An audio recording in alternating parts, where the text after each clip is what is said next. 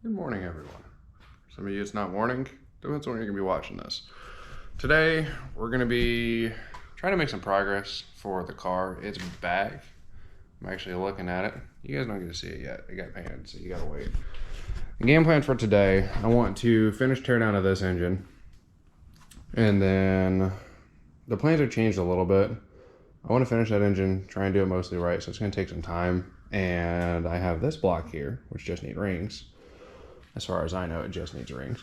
And if that proves to be the case, what I will be doing is throwing some fresh rings in the block here, throwing a set of heads on it. The ones that are on there are decked already, but they are the supercharged variant with an injector port here that I'd have to plug, and they're also not assembled. So we're going to check if those heads are flat, and then we'll be throwing them hopefully on this block and putting this all together so that I have a stock motor. We're going to take the cam out of that one, everything that we need timing chain wise, and put it on this block and just try and have a completely stock motor with fresh rings in it to put into the car.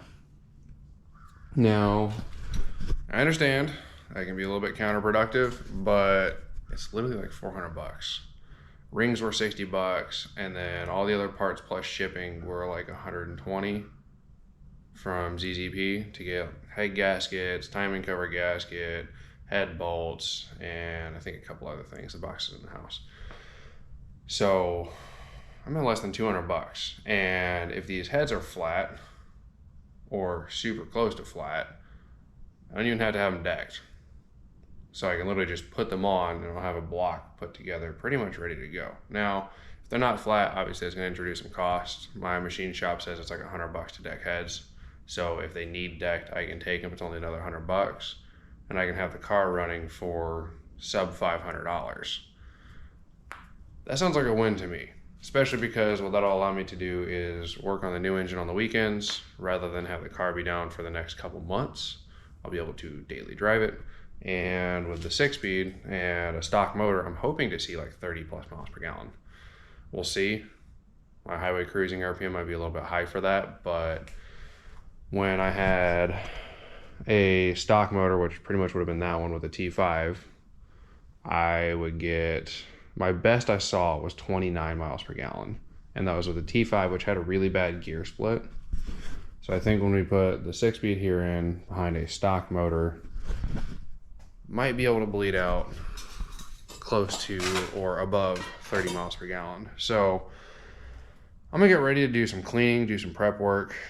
Like I stated, I'm gonna be pulling the block here on the stand apart a bit because I'm gonna be using the lifters. Like, we're doing this as cheap as we can, right? I say throw fresh lifters and things, but if it's a stock engine that I seriously don't plan to get on, I plan to go cruise this thing. The most it's gonna see is 3,500 RPM. I don't really need to go crazy and put nice stuff in it. It'll work just fine. So we'll go ahead and get ready to prep and do some disassembly on this. And once I have this block completely stripped down, I'll probably get somebody to come out and give me a hand, and we'll set it on the ground, pop it free of the engine stand piece, throw the engine stand piece on the block on the floor, get it up here, and get ready to go to town. Because if all maths out correctly, I could have a running car in a couple of weeks. And everybody knows you got to drive the project car. You can't sit here and let it sit at the house. Some of us can, but I want to see it running. So I'm gonna find somewhere to set you guys up, and I'm going to do some general like prep and cleaning work because between the engine stand or engine hoist here, this corner's kind of a train wreck right now. I got my old taillights; those need to get put up somewhere. I just need to organize. I need to pull things like the push rods that I tossed. We're gonna be using those, so I need to grab those and just kind of get everything ready to be a functional workspace for right now. So I'm gonna have to look at finding somewhere for y'all to sit and then getting after it.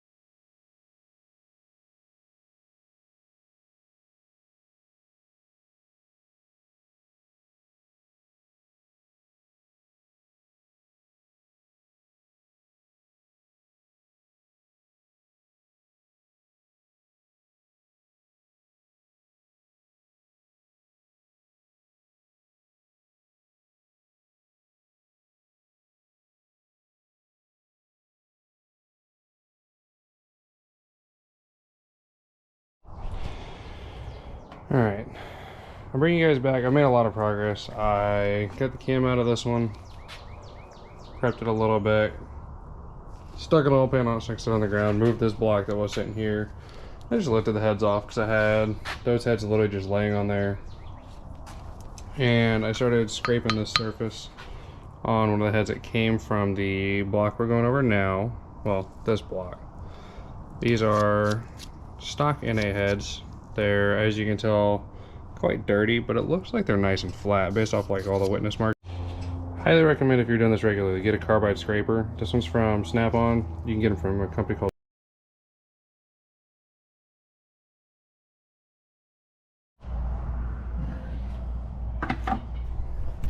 So it's been a little while, and what we've done so far, I cleaned the heads.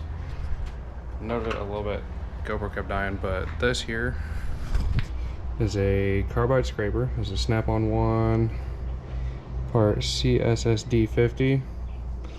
Super useful. Went through and cleaned these head surfaces. From everything I can tell, they're flat. I took a level and I put it on here, ran a light underneath, and there's a little spot, there's a tiny bit of light that comes through, but I can't fit feeler gauges in there really. So we're gonna copper spray some gaskets, hit these, get them all taken care of. Probably pull these valves, do a valve lap on them, just to try and seal them up a little bit, make it run a little bit better. And otherwise we pull the block that's going to the machine shop down. We got this one up, we've got our rods all stamped. And we're getting ready to look at pulling all these out so we can see, make sure we don't have any broken ring lens or anything. Before we go through and like tear the heads apart, we're gonna go ahead and pop these out, see how they look, and yeah, we'll go from there. With these, all you do is you just rotate up so you got access to the bolts, pop them loose. Make sure you stamp these. I don't have numerical stamps, so they're stamped with A, B, C, D, E, and F, and they're stamped B, A, D, C, F, E, because that one's all stamped in order, just to make sure I don't mix them up. Stamp these ones a little bit backwards as far as the order, and then took a note in my phone. But grab the impact, gently brake, and pop these caps all off. We'll do one at a time, and the piston just slides out the bottom.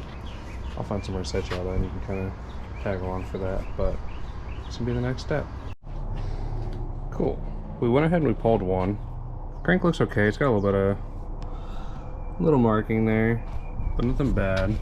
And I'll show you guys more about this in a second, but like you see this bearing, it definitely doesn't look great.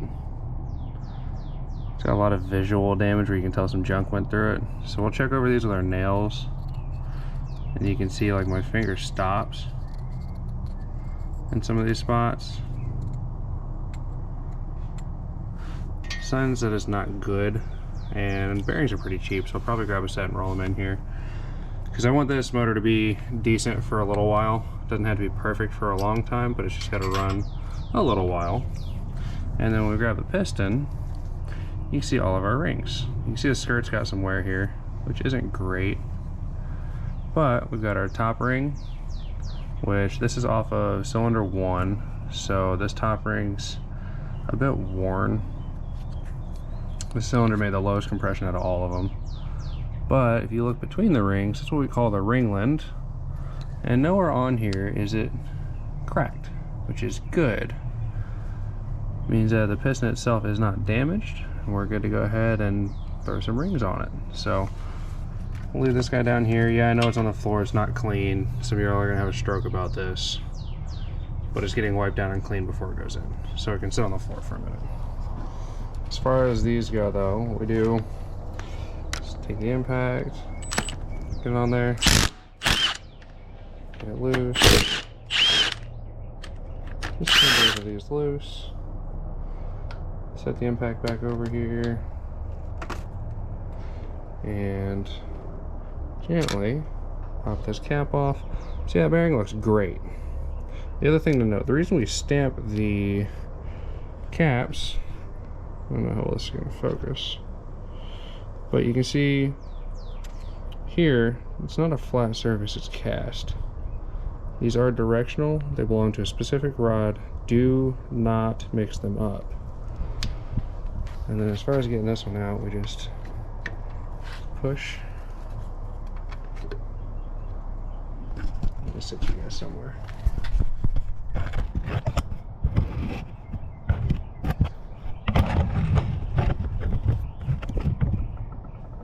That'll work.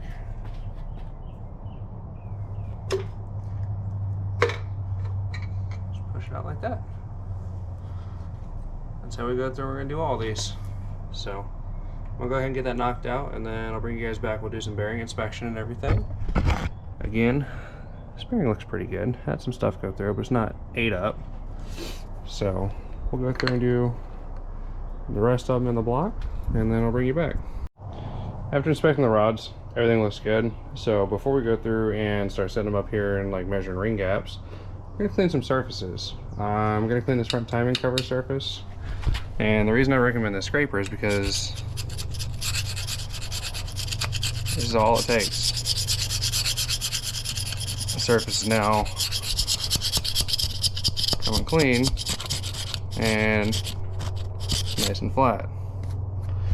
Works on your head surface. You can see how coppery golden this is. Use copper spray and you just work it around. You gotta get some familiarity with it, because if you hold it at an angle, it can gouge things, especially on aluminum. But things like this,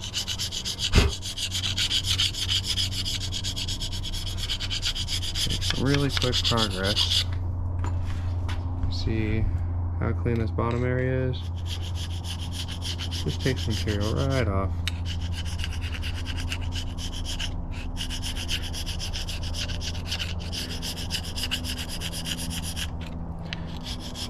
And just like that, you got a clean surface. Now obviously you want to go through and wipe this down so there's no oils on it or anything.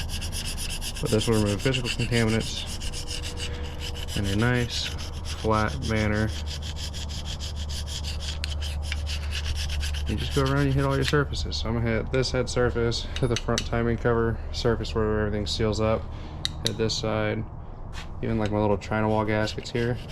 This is RTV. Sometimes this stuff can be a pain to remove.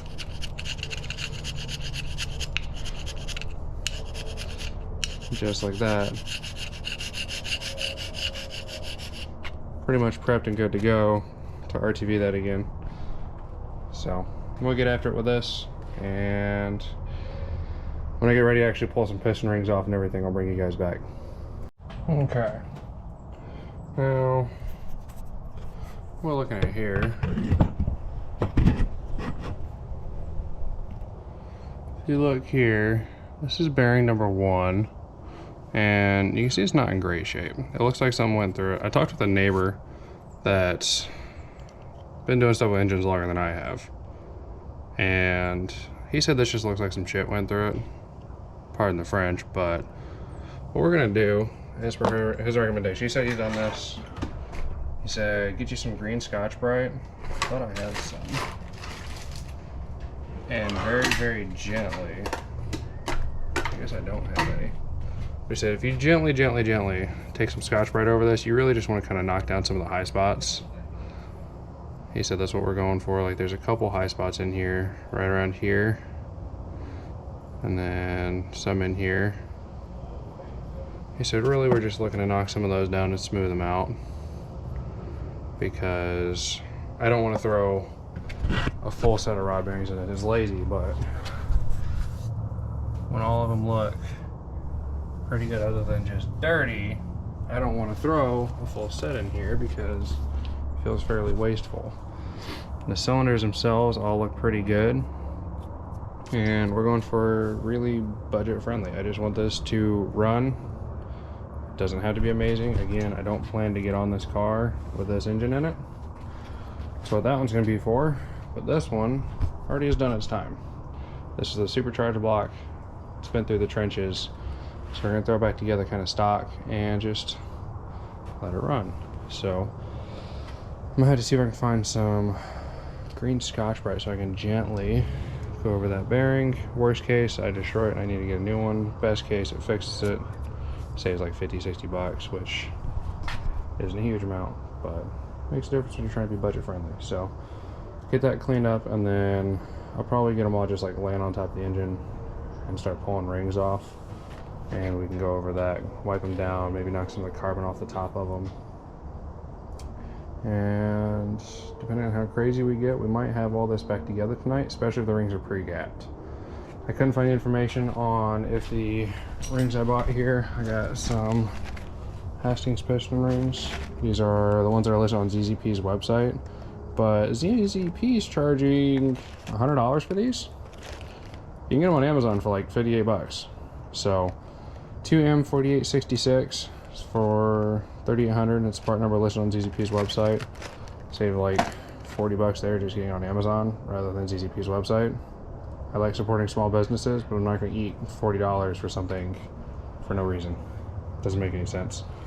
So, yeah, it's the current game plan. Gasket surface are all clean. I wiped down the cylinder walls. From here, I'm going to go on a great Scotch-Brite hunt so I can see if I can get this cleaned up. And then if I can, I will go through and start test fitting some rings and everything. Also, it says made in China on it. This here is a ring gapping tool. I'm kind of hoping we won't use this and that this is all pre-gapped. But if it's not, we'll be going over how this works and using it to gently gap some rings. And see if we can get at least the short block together tonight minus the cam. Because I don't think I showed you guys the GoPro is dead. I got the cam pulled and the back here. Hopefully you can hear that, but that back cam bearing's kind of ate up, so we're gonna get a cam from a friend for pretty much like the cost of shipping because it's a stock cam, they don't need it. So we'll get that, throw it in here, and just put everything together in a stock configuration. But I'm hoping before that gets here I can have heads on and ready to go. So for now, just gonna do it on this, and we'll go on a Scotch-Brite hunt. Scotch-Brite hunt, no luck. So I'm gonna go ahead and get all of these just like up here, kind of in correlation to where they go. I'm gonna start peeling some rings off. I'm gonna just leave you guys on time lapse while I do this, and then I'll probably start with one piston at a time, because at the very least, if I get them all sorted and figured out, we'll be on some good standings. I don't know if I have a way to install them yet. I'm gonna see if I can borrow. I've got a friend of the piston ring compressing tool. Probably look at borrowing that. But from everything I've seen online, you put the ring in and then you use the piston head to get it flattened in there. And that's how you go through and can check and make sure that everything you have set up is the right gap. Use some feeler gauges between them, see what the gap is, but the piston head will help you get everything down in there like it should. So we're gonna go ahead and get after that, and we'll go from there. And put you guys on time lapse and we'll let you just kind of see what happens.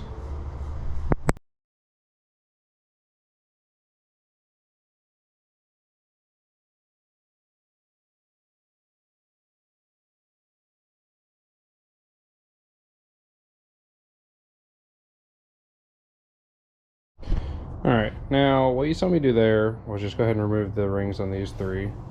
And as you can see now, this is a good idea to get what your ring load looks like, and you just want to go through and inspect it and make sure there's no damage anywhere on it. And you'll notice these holes here, right there. Just a little bit close up for a GoPro to be recording, but those are your oiling holes. I don't know exactly how they're supplied oil, if I'm being 100% honest with you. I just know that they're there for oiling, and they go to your oiling rings. Now, when we pull this up here, we've got a stack of rings. Hey, good morning. We're back again. This is day 2 of this weekend, Sunday, and we're going to be continuing on the block here. Last night I had a couple people over, so I didn't really do a lot of recording, but started test fitting some rings. These are the original rings. This one's at 28 thou as far as gap goes. This one I think is at 23, and then this is a new one here, and it's at 19. So this one needs opened a bit. All these gaps seem like they're okay, so I don't know exactly where my compression loss was with them. But what you do is, when you're doing a compression test, if you have a cylinder that's low in compression, you take just a little bit of oil and you put it in the spark plug hole. And when I say a little bit, I mean a little bit. You really don't need a huge amount. And you run your compression test again. Cylinder 1, when I did it dry, made 75 psi of compression, which is not good. Cylinder 3 made like 130. Cylinder 5 made 185. These are all our dry measurements. which tells me these two were hurting. Put a little bit of oil in cylinder 1 and it jumped up to about 140 psi. Cylinder 3 jumped up to 190, and I didn't do a wet test on cylinder 5 because it was doing so well. So it told me that the rings in these two were in bad shape. When I looked around, you could tell the head gasket had sealed everywhere, so it wasn't an issue there. It was something to do with the rings. I don't know what visibly to look for on them because I'm just not that experienced. But we're gonna go ahead and pull these two rings out. I think I'm gonna stick all the fresh rings in each of the cylinders, just so I can measure, see if they're all evenly gapped at least per cylinder.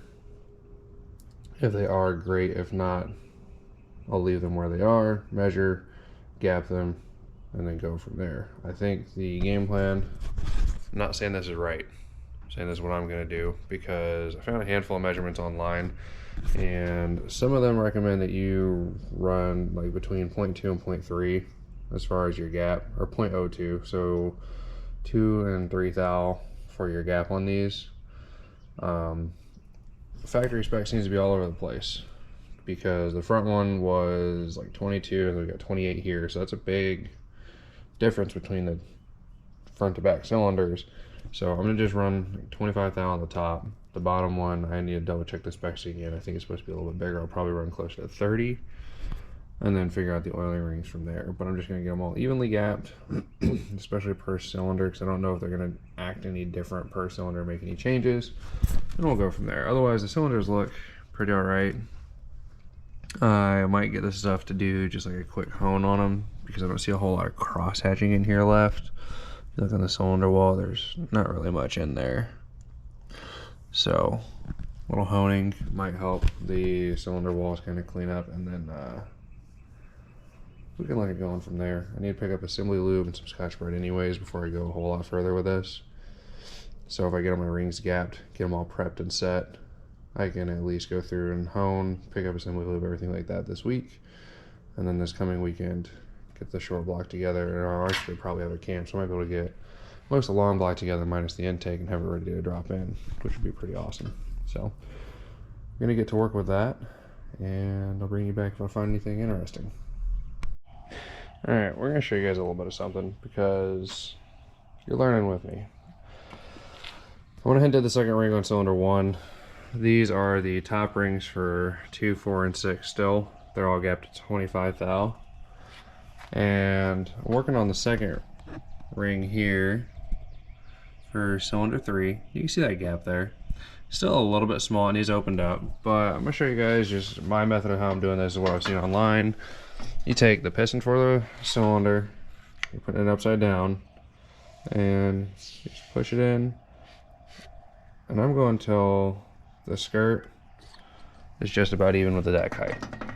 I'm not a professional. It's just what I'm doing, documenting it for that reason. So that somebody in the comments might know what they're doing and be like, you done messed up. But that's what I'm doing. Using that, and then just my finger on the end and my knuckle on the bottom till it comes flush with the deck height. And then if you look in here, you can see that there's a little bitty gap there. And factory spec on these is a big window. The top ring's 0.12 to 0.22. I'm a little bit bigger than that because I'd rather be a little bit safe than sorry. I had found some forums. Let's try this again. GoPros are impressing me less and less as time goes on. Battery's got a handful of uses. 60% keep saying that the battery's almost dying. What I was talking about, I understand that Intense knows what he's doing. Guy's been doing this a while. I'd rather be just a little bit bigger, just for safety, because I want this thing to drive and not have issues. I don't care if it's a little bit low on power because it's just a touch lower on compression or whatever. I'm not super stressed about that, because A, it'll be fine, and B, things like this cylinder had a 0.028 gap and it still made good compression. So I think at 0.025 it should be alright. It'll leave me enough room that I don't have to worry about the rings touching, nothing like that. A little bit on the safe side, and if it works nicely and it goes well, these are specs that I can look at using on the next block when I gap the rings for these top ones. The bottom ones I'm doing at 0.028. They're supposed to be a little bit more open. Trigger 0.003 is just enough, so run that here, and we'll go from there. The scraper rings, they said it's 0.02 or 0.015 minimum. I'll probably aim for like 0.018 or 0.02. That's what I'm aiming for those. But that's the game plan for all this so far. Showed you guys how I did this. And then as far as pulling them, I just use my hand to try and pull them out evenly so I don't twist them and scratch the walls. And then, I don't know how well you guys will be able to see it, but it says top on the edge of that ring there, which means that's the direction it faces up, but it just goes on this cheap little piece I got here, and try and like center it, and then when you push it on the bottom, it'll even up on the disc, and then you just twist the handle and it opens up the gap. All right, good morning again. This is morning number 3, the last one of this video.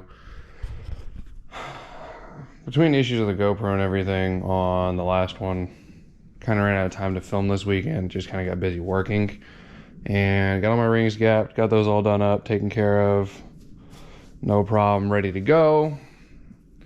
Block's pretty much ready. What I'm gonna do is I'm gonna take the valve covers, lower intake, upper intake pieces. I'm gonna take those to the machine shop, have them hot tanked just so they're clean. I'm gonna go ahead and paint them because I plan to paint them before I put them in the car. Engine bay is painted, everything else is painted. I'm gonna use those on the next motor, so I might as well clean them up and paint them now. Doesn't make sense to give myself extra work later if I can afford to do it now. So we're gonna knock that out.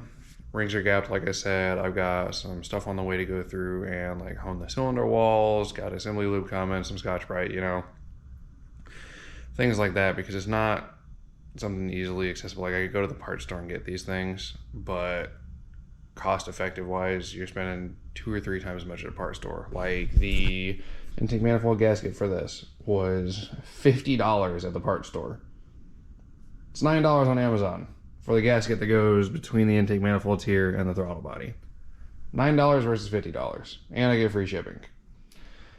Doesn't really make a ton of sense. The gasket that goes between the lower intake and the cylinder heads, $60 for the plastic ones at the parts store.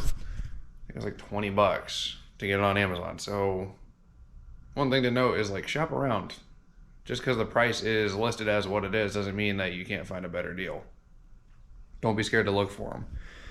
So that's the current game plan. I even got like my paint and everything there because it was like $3 cheaper a can to go through and order it online, and it ships directly to the house. So peruse your options and see what you can find. You might have to wait a little bit longer, so if you're in a hurry, you got to pay for that convenience fee. But with something like this, I'm not trying to do this tomorrow.